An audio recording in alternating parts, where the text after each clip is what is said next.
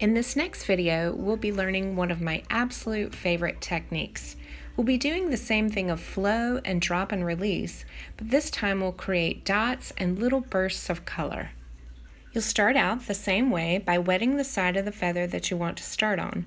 Don't forget the technique of using your brush as a mop to pull out any pooling water. Once you have your feather filled with water, then you'll want to drop down to a much smaller brush.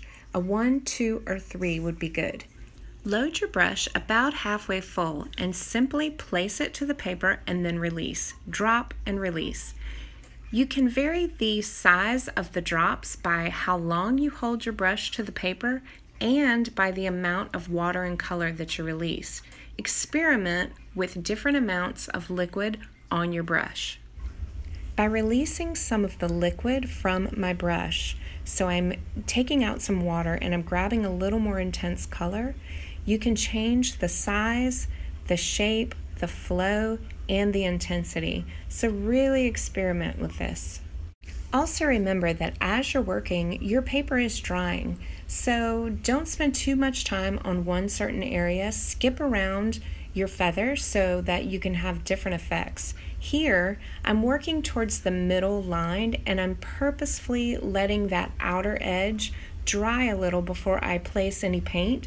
It will create a completely different look and the paint will not flow as much. So I'll have a mostly white background, whereas in the center and towards the bottom, the paint really moved around because the paper was more wet.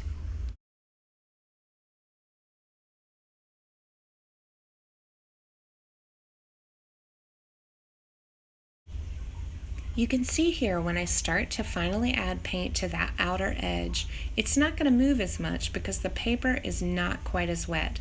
I'm also using only a tiny amount of liquid on my brush and therefore ensuring that there's not a lot of flow. I'm just getting small little bursts of color.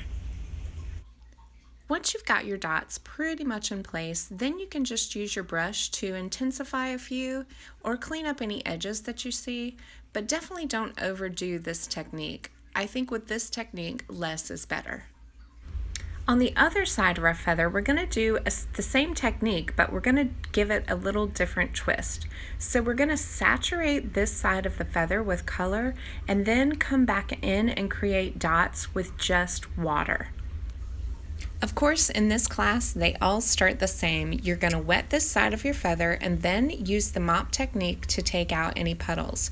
Really be careful with your puddles this time because we're going to add a lot of water, so you don't want to have extra wetness on this side of the feather. Once you have that side of your feather wet, then you'll use that first technique that we did of just applying color. So you're going to load your brush and just let it dance and skip around. Only this time you won't leave as many white spaces. You do want areas that are more intense and less intense, but you won't be really using any white spaces.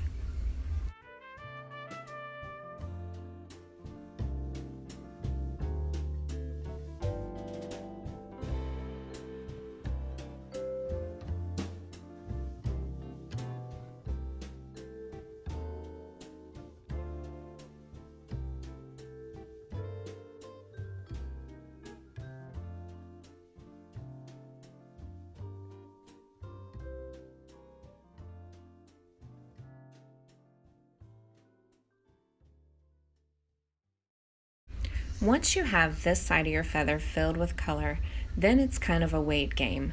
There's this perfect place where the liquid on your paper is almost starting to dry. It will actually start to lose a little bit of its shine. It's still damp, but it's not wet.